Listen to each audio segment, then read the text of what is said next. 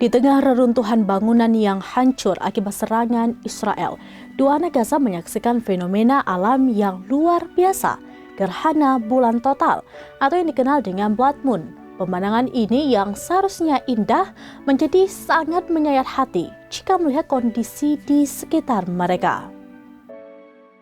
Di tengah reruntuhan bangunan yang hancur akibat serangan Israel, dua anak Gaza menyaksikan fenomena alam yang luar biasa.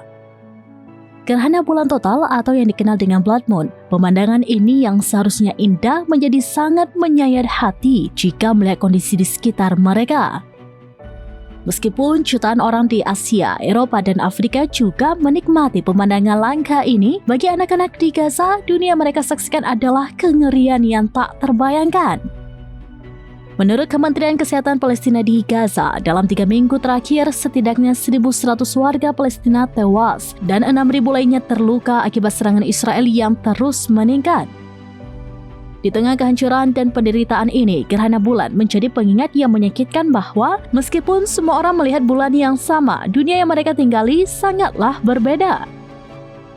Situasi di Gaza semakin kritis. Menurut data APC, pada akhir September 2025, lebih dari 640.000 orang akan menghadapi kondisi kerawanan pangan atau bencana fase 5. Ditambah lagi sekitar 1,14 juta orang berada dalam fase 4 yaitu darurat dan 396.000 orang menghadapi kondisi krisis yaitu fase 3. Kondisi di Gaza Utara diperkirakan sama buruknya bahkan lebih parah. Menurut Kementerian Kesehatan Palestina di Gaza, dalam 3 minggu terakhir, setidaknya 1.100 warga Palestina tewas dan 6.000 lainnya terluka akibat serangan Israel yang terus meningkat.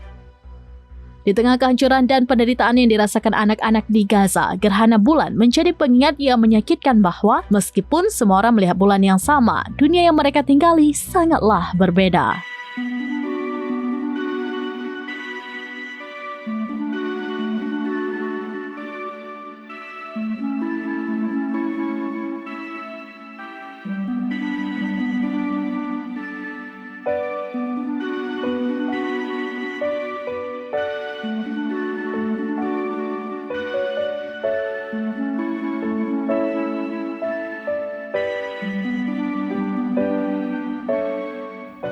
Demikian informasi terkini Syedaralun, saksikan terus beragam informasi lainnya. Coba like dan share seluruh akun serambinews.com.